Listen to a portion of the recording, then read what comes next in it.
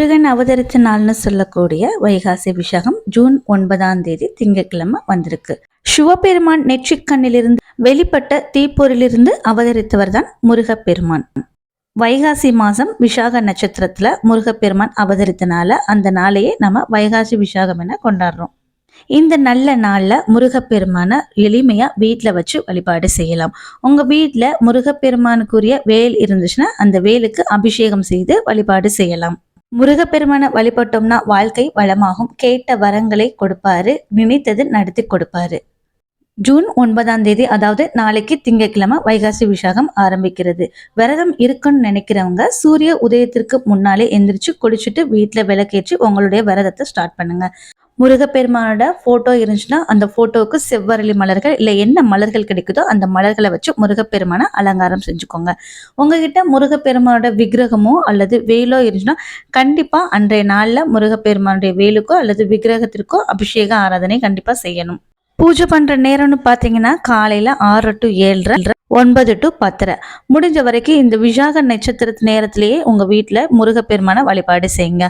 அப்படி தவிர்க்க முடியாத சூழ்நிலை காலையில வழிபாடு செய்ய முடியாதவங்க மாலையில 6 மணிக்கு உங்களுடைய பூஜையை செய்யுங்க. அன்றைய நாள்ல வெற்றிலை தீபம் ஏற்றுன்னு நினைக்கிறவங்க வெற்றிலை தீபம் ஏற்றி வைத்து வழிபாடு செய்யலாம். வைகாசி விசாகம் அன்று முருகப்பெருமானுடைய அறுபடை வீடுகளிலும் லட்சக்கணக்கான கோடிக்கணக்கான பக்தர்கள் கூடி வழிபாடு செய்வாங்க. இந்த நன்னாள்ல முருகனை வேண்டி பால் குடம் எடுத்தால் அடுத்த ஆண்டு வைகாசி விசாகத்துக்குள்ள நம்முடைய வேண்டுதல்கள் நிறைவேறும் என்பது நம்பிக்கை. இந்த வைகாசி விசாகம் முருகப்பெருமானை வழிபடுவதற்கு உரிய முக்கியமான நாள்னே சொல்லுவாங்க. இந்த நாள்ல முருகப்பெருமான வேண்டி விரதம் இருந்து வழிபட்டோம்னா நம்முடைய பிரச்சனைகள் எல்லாமே குறையும். கடன் சுமைகள் இல்ல வீட்டுல ஏதாவது பிரச்சனைகள், என்ன பிரச்சனைகள் இருந்தாலும் கண்டிப்பாக குறையும்னு சொல்லுவாங்க. அதே மாதிரி இந்த வைகாசி விசாகத்துல நீங்க ஏதாவது ஒரு வேண்டுதல் வச்சீங்கன்னா கண்டிப்பா அடுத்த வருடம் வைகாசி விசாகத்துக்குள்ள உங்களுடைய வேண்டுதலை முருகப்பெருமான் நிறைவேற்றி வைப்பாரு. இந்த நாளில் நிறைய பேர் பால்குடம் எடுக்கிறது, அப்புறம் காவடி எடுக்கிறது, அவங்களுடைய வேண்டுதல்கள் நிறைவேற்றி கொள்வாங்க. இந்த நாளில் முருகப்பெருமானுக்குரிய மந்திரங்களை நம்ம சொல்லி வழிபாடு செய்வது ரொம்ப ரொம்ப நல்லது. முடிஞ்சவரை கந்தசஷ்டி கவசம் படிங்க. அப்படி முடியாதவங்க சரவண பவ என்ற அந்த 6 எழுத்து மந்திரத்தை நம்ம சொல்லிட்டே இருக்கலாம். வைகாசி விசாகம் முருகப்பெருமானுடைய அவதார தினம்னு சொல்றதுனால அன்றைய நாள்ல ஸ்வீட், அதாவது ஏதாவது ஒரு இனிப்பு வச்சு நெய்வேத்தியமா வழிபாடு செய்யுங்க. இல்லைன்னா முருகப்பெருமானுக்கு ரொம்ப மிகவும் பிடித்தமான பஞ்சாமிர்தம் செஞ்சு கூட நம்ம வழிபாடு செய்யலாம். அதே மாதிரி வீட்டுல வேலோ அல்லது விக்கிரகத்திற்கோ அபிஷேகம் செய்யணும் அப்படின்றவங்க நீங்க செய்யக்கூடிய அபிஷேகத்துல தேனையும் நீங்க சேர்த்துக்கோங்க. பொதுவா அபிஷேகம் ஒற்றைப்படை வர்ற மாதிரி செய்யணும் அப்படின்னு சொல்லுவாங்க.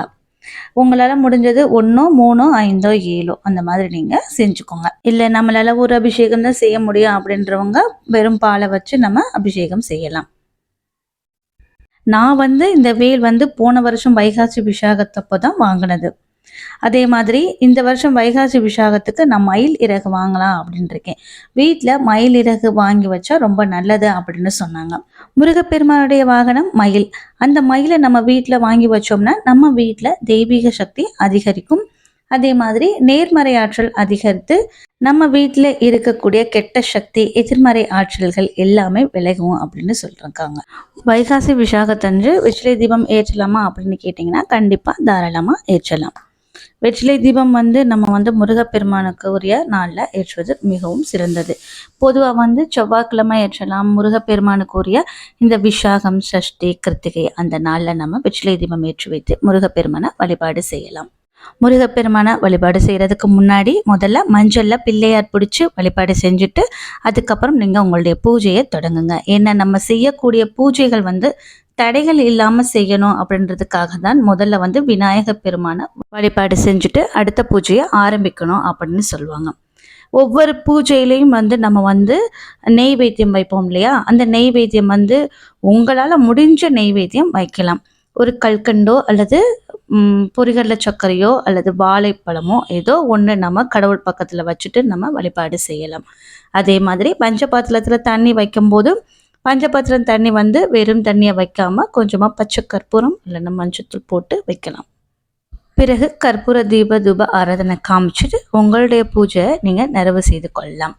கண்டிப்பாக பூஜை செஞ்சு முடித்த பிறகு முடிஞ்சால் கந்த சஷ்டி கவசம் படிங்க. முடியாதவங்க யூடியூப்பில் போட்டு கேளுங்க. சரவண பவ என்ற முருகப்பெருமானுடைய சக்தி வாய்ந்த இந்த ஒரு மந்திரத்தை 108 முறை சொல்லி வழிபாடு செய்யுங்க. கண்டிப்பாக நீங்கள் எந்த வேண்டுதலை இந்த வைகாசி விசாகத்தில் வைக்கிறீங்களோ, இப்போ குழந்தை பாக்கியம் இல்லை திருமணம் ஆகணும் இல்லை எந்த வேண்டுதலாக இருக்கட்டும், எந்த வேண்டுதல் வைக்கிறீங்களோ அடுத்த வருடம் வைகாசி விசாகம் வருவதற்குள் முருகப்பெருமான் உங்களுடைய வேண்டுதலை நிறைவேற்றி வைப்பார். அதே மாதிரி வெற்றிலை தீபம் போடணும் அப்படின்னு நினைக்கிறவங்க நாளைக்கு மாலை 4:40 வரை வைகாசி விசாக நட்சத்திரம் இருக்குது. அந்த நேரத்தில் நீங்கள் ஏற்றி வைக்கலாம். ராவுகாலம் யமகண்டம் தவிர்த்து மற்ற நேரங்களில் வெற்றிலை தீபம் போடலாம். அவ்வளோதான் ஃப்ரெண்ட்ஸ், அடுத்த வீடியோவில் பார்க்கலாம். தேங்க்யூ.